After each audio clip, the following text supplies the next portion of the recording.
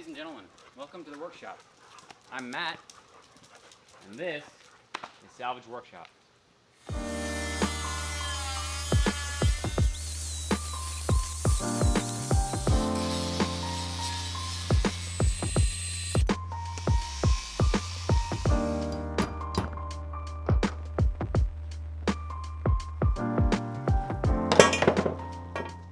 Okay, wait, guys. You guys didn't clean up the shop. You didn't move everything. Toby, you didn't move everything, buddy. Bowden, Scout, you either, you girls, come on. All right, well, give me a minute. We gotta move some stuff, because that's why we gotta change a bunch of stuff here in the shop, is that I just have too much stuff. Think about it right now. Everything's okay. No matter where you find yourself, no matter what kind of stuff is going on in your life, underneath it all, everything's actually all right. You're okay. You have more power than you might be giving yourself credit for. If you have something that's going on in your life right now that's challenging or painful, it's just a reminder to take a little bit better care of yourself. You're worth it. You can have this feeling anytime you choose.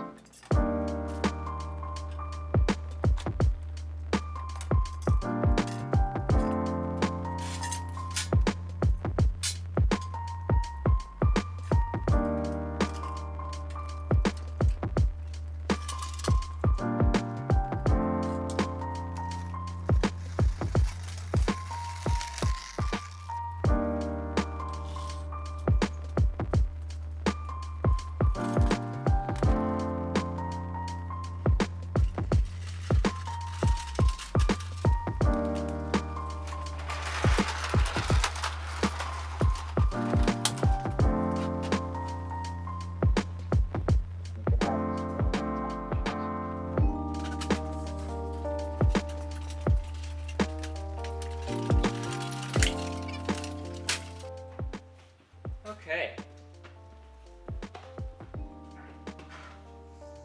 Now that we got all that moved out of the way, shop is a heck of a lot easier to see.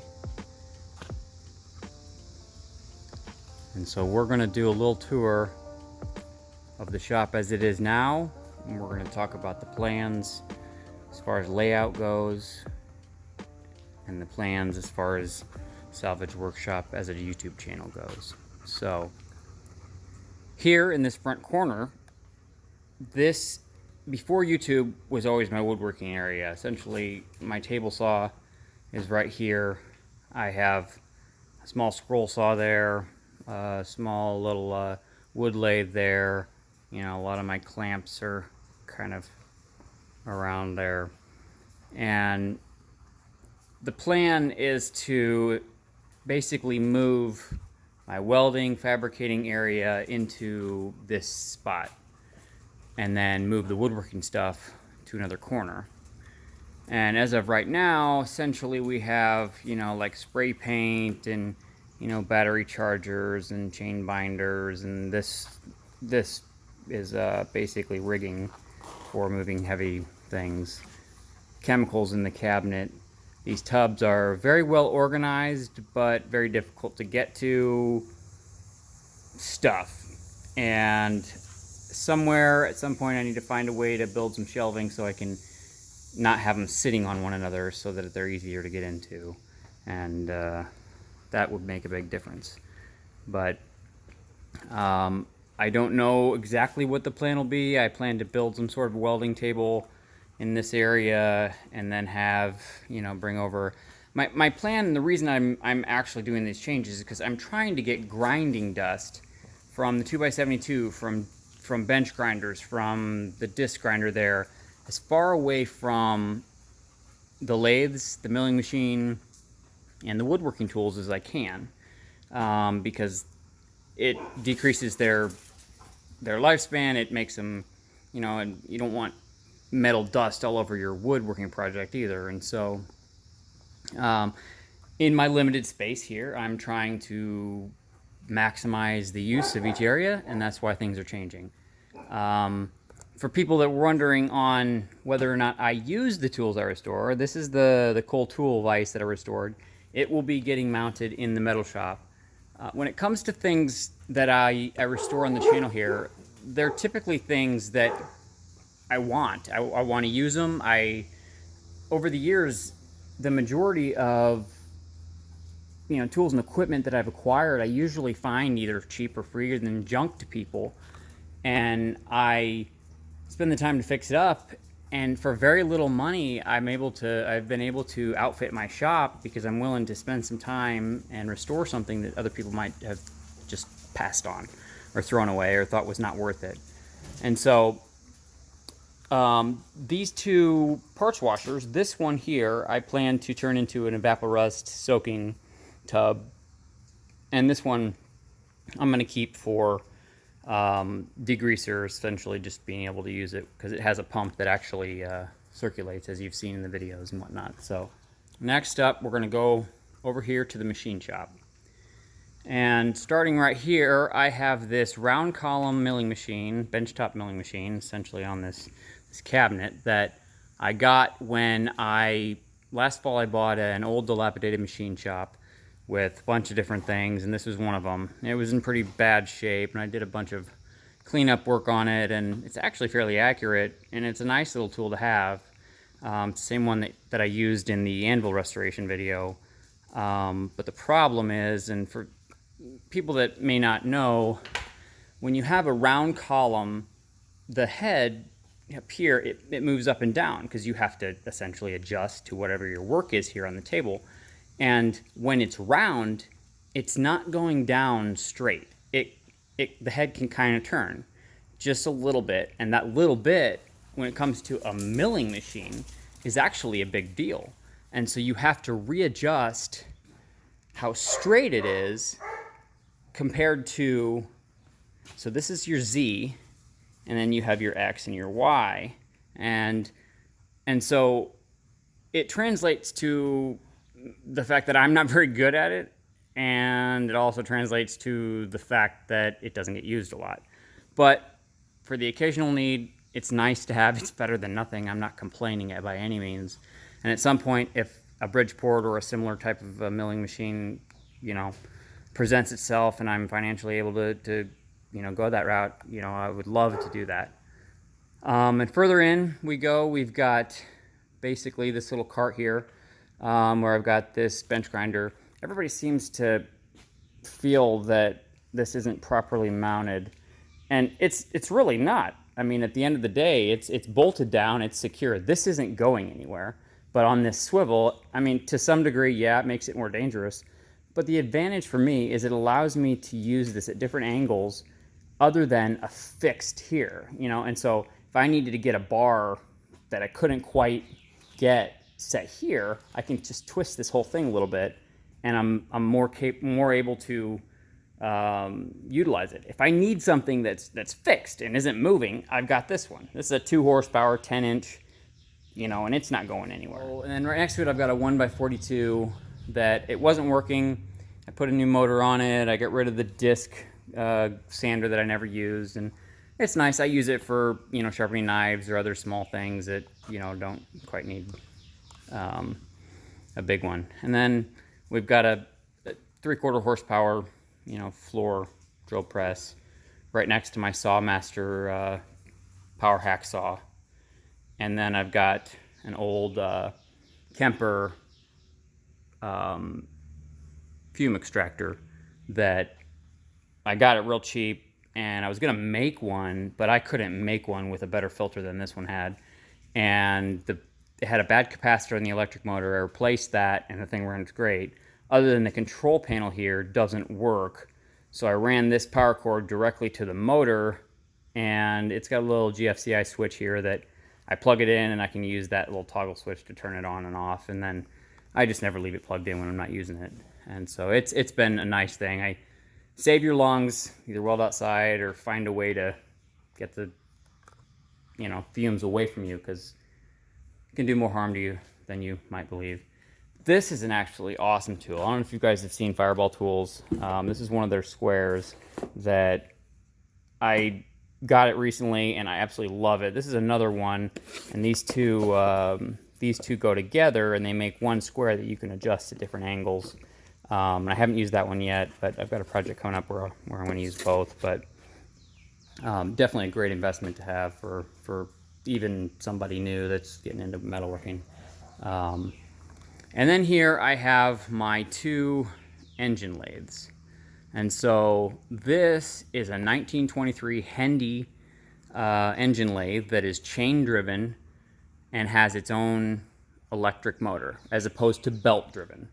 And at that time period, chain driven, or something having its own electric motor was crazy because it was so expensive. To us, it's normal. Everything has its own motor. Every piece of equipment has its own electric motor with its own cord. Well, back in the day, electric motors were expensive, and so many factories ran flat belts. So essentially like this. Imagine this setup, but instead of having the top cone, that's gone. It didn't even exist.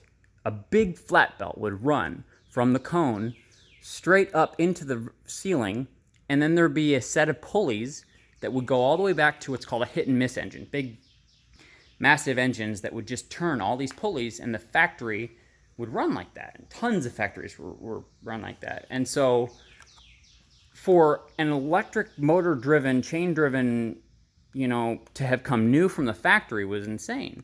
Well, this particular one was purchased by Nash Motor Companies in 1923, and they were a smaller company just kind of getting started in Detroit, and they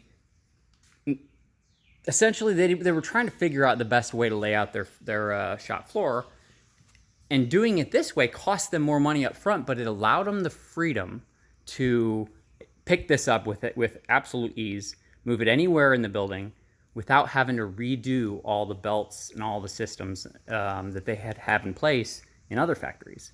And so it's kind of cool, and I really love it. This particular one, I haven't had it under power yet. There's this thing they call it hendonitis. Essentially, there's a bushing or something here that seizes up, and then it's very difficult to turn the chuck. And so you have to basically replace that, and it's apparently not too bad of a job, but I did take the whole top off, and the one amazing thing, this thing is going on 100 years old, and every single gear is perfect. No chips, no dings, and the chain is amazing. I haven't found anything broken on the whole machine, and it really goes to show, speak towards quality of tools made back in the day. The anvil will go in the metalworking area along with the forge once I get it built. And then this is a Cincinnati lathe and tool company lathe. I don't know much about it, so I don't know if anybody knows. I haven't been able to find a serial number or a model number on it anywhere. The only markings are, it says Cincinnati here under the cone, and then down here on the bottom, it says the Cincinnati Lathe and Tool Company, Cincinnati, USA. And so if anybody knows where I'd find it or where to look, I would, I'd love to find out exactly a little more history on this machine. This particular one is underpowered. It has an underpowered 1 horsepower motor that barely wants to start the machine. And so when I do get around to restoring this, I will be changing that to this 3 horsepower electric motor that I have. It basically has had a couple bad capacitors, and I've already got those, and so that will go on this machine. It's actually exactly the same motor that's on the Hendy currently, so it has similar, but so that's an upcoming project. And then I've got just a little Lincoln flux core welder there, and then my stick welder back here. And stick welder actually has an AC welder, but I have an accessory that basically allows me to a converter that converts it to DC. So, and then here is my Dake Arbor Press, the big one, and there's the little one that I restored. Both work absolutely awesome. I don't know when I'm going to get to restoring the big one because, it works perfectly just as it sits. So we'll see. But this small cabinet has a lot of end mills and cutters and whatnot for the machine shop area. And then we'll walk over here to what will be the woodworking area. And so right in this area is the plan to turn into the woodworking area. And I've already got my miter saw stand there, but the oxyacetylene torch cart will be going over in the woodworking area. I recently picked up this Delta Milwaukee bandsaw, probably 30s or 40s era, and it came with a whole bunch of blades, and it is down in there. It has a switch and a couple sets of gears for running. It's a metal and a wood bandsaw, which is awesome. And I'll probably at some point we'll get that restored. It's in working condition as it sits right now, and so for now it's going to just be here and be able to be used. But it'll probably go in the woodworking area here. And then here's a couple cabinets for storage that I have. Here is the compressor that we just finished restoring. And along this wall, I've got a bunch of tubs organized with different things. A little aisle back here. And then between the machine shop and the wood shop, I have this little storage area that I really need to find a way to get rid of so I can use the floor space better. But, and in here we've got, this is a Marvel draw cut saw number 1 that is complete. There's one part that I might need to add some brazing to kind of make it more, it's basically this piece here is kind of worn out on the inside. And then that is a Marvel draw cut saw number 2. And it's not complete. There's a gear, a plate, and a few other components that I need to either find or make. And then over here I have a valve grinder. It's made by Sue, same company as the small little bench grinder that I restored here on the channel. And then this is a porta press. It's a Black Hawk press. Essentially, you can remove the whole hydraulic piston there, or and whatnot. And so, and then they're in this yellow box down below. There's a bunch of attachments for it. But currently, it's probably needs to be repacked. This cylinder is leaking, so either needs some seals or some attention. That's why we've got this little plastic tub there. And then down below, we've just got this little 5 horsepower motor off of the Champion. But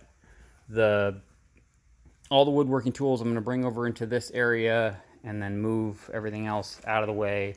The table saw will probably go right here, so then I can push 8-foot sheets straight through, and I'll create some sort of an outfeed table or something, and I may try and integrate like the miter saw into it so that I can maybe like have it fold under, and then I still have the outfield table ability, but not have to use the whole floor space for this, you know, this foldable miter saw stand that I currently have here.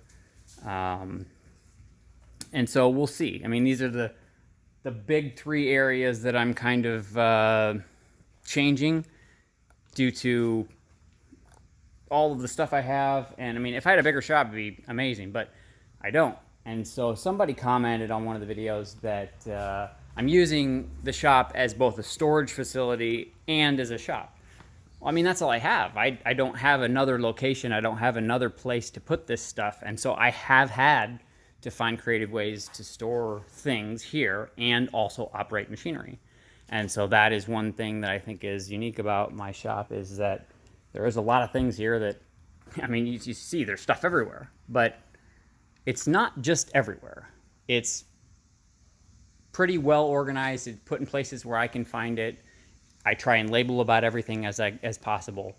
But that's not to say I don't have too much, because I do. Let's move this couch. So everybody needs a couch on wheels. I got this one for free. Put some casters on it. If I want it out of here, I just push it out of there. Fridge, a small little benchtop drill press that I use for wire wheeling and drilling things too as well, but all kinds of stuff. And then this is the main bench everybody's seen in the YouTube videos. And then this is the cove, I call it, because it's kind of like a cove. And I've got my stereo here. I've got a small TV behind the build quality sign. DVDs, got some shelving there, and then these two Steelmaster cases have all kinds of things from multimeters to drill bits to grinding discs and files, you name it. I'd love to find more of those. I just don't see them very often available here locally. So that's the Cove. Now, I will say, when it comes to YouTube and the future of Salvage Workshop as a YouTube channel, I will tell you one thing about it is you're never really gonna know what I'm gonna be doing each week. But I will promise you that whatever it is and however I show it, it will be very interesting to watch, because anything that I ever put out on the channel will be something, if I wouldn't want to watch it, there's no way in the world I'd put it out. I'll show you a few things that I recently got. One of them is this 30-inch bed, J.A. Fay and Egan, number 156, planer, wood planer. It's one of the biggest ones I've ever seen, and I bought it as well as that bandsaw over there and that jointer over there, and I'll show you those in a minute. This baby is massive. It's got a 7-inch depth of cut, and the only problem was when we were unloading it right here, there should be a big wheel for adjusting the height, and it had a pinion gear on it, and when you turn that one, it ran these two, and it moves this whole bed down at an angle, as you can kind of see right there, and then lowering the bed, increasing the thickness that you can run through it. And that broke. Skid steer that was unloading it off the trailer shattered it, and so I still have it. It's actually right here. And so this obviously makes the restoration a little more difficult, but I'm either going to try and find another one, which is probably good luck, or I'm going to have to braise it back together, heat it up, preheat it, braise it, and then cool it in sand or something. Because it's cast iron, for those that don't know, cast iron is very difficult to weld, and it's almost impossible to some degree. It's better to braise it with like brass or nickel, and gives you a better quality finish, and then you grind it. And if I end up painting it and I do a good enough job, you won't even really know. And so that'll definitely make that restoration more interesting. Here we have the J.A. Fay and Egan jointer, and it's a 17-inch blade. It currently is 3-phase. The actual guide that you would mount on the top of the bed is right down here, and it basically goes in right here where you see those two. And I don't have I think all I need to do is get it under power, and this baby will work perfectly. The table moves up and down as it should. The actual cutter spins freely. I have the belts all loosened, and so I can move it by hand. And it's amazing because things like this, and here's the bandsaw. It's a 30-inch depth of cut, also a JFA and Egan. The reason I love old tools and old equipment is because when these things were made, quality wasn't something that you had to think about. You had to looking for. Like when you're going to buy something, it wasn't like, well, I hope I can find something quality like today. Like, well, do I go to Harbor Freight and do I buy something there, or do I go and spend something at a high-end woodworking store? Back in the day, it was inherent. It was just normal that beautiful pieces of equipment that's just the way they were built, because they were built to be fixed. They were built to last. That's why these 3 pieces of equipment that I recently acquired are over 100 and probably around 110, 120 years old, and still perfectly usable. I mean, even this bandsaw,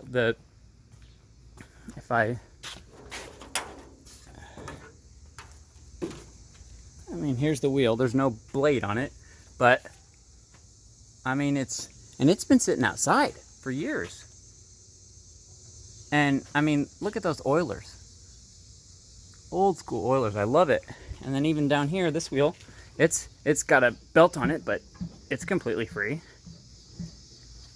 Other than the surface rust and the paint condition, operationally, all I really need to do is get a motor that'll run it, plug it in, and get some blades.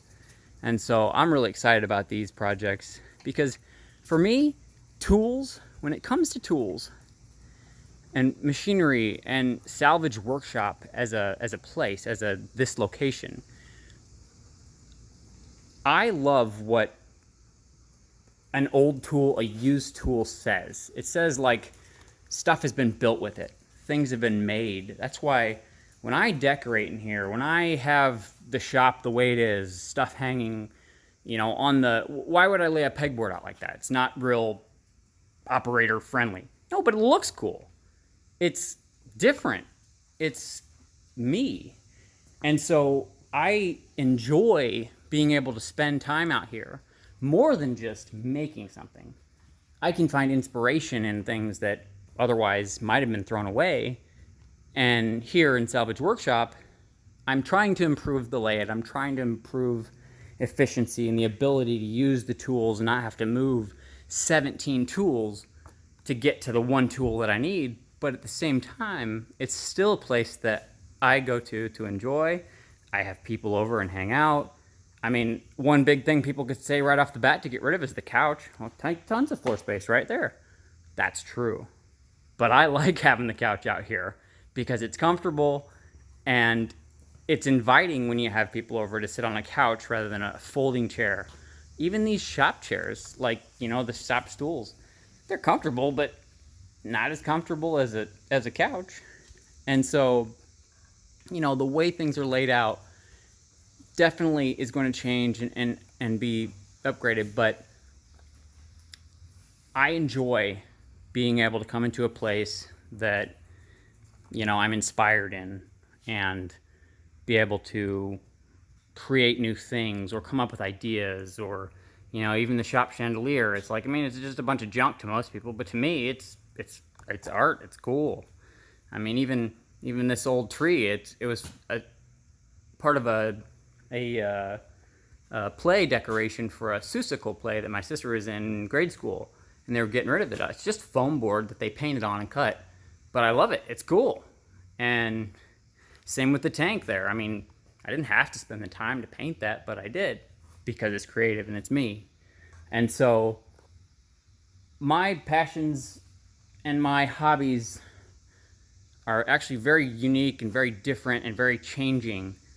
And so the channel will go with that. I'll take you on projects that I go and do because I also run a construction company and my wife and I breed dogs. And so you never really know where we're going to go or what we're going to do.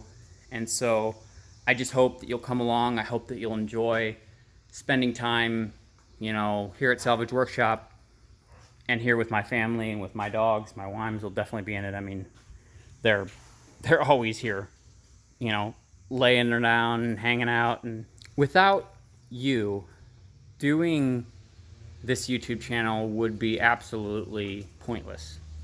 And so I truly want to thank you for taking the time out of your day and your busy schedule to watch the videos, to comment, to like a video, to subscribe for more. And I don't just say that because I feel obligated to.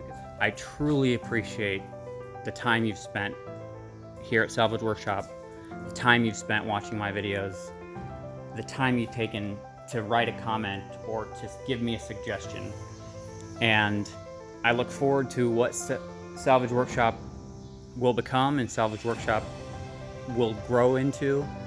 Who knows what it'll be, but I hope that you're willing to come along on the journey with me, and I look forward to it, and I hope you do too. Have a great day, and I truly appreciate your time.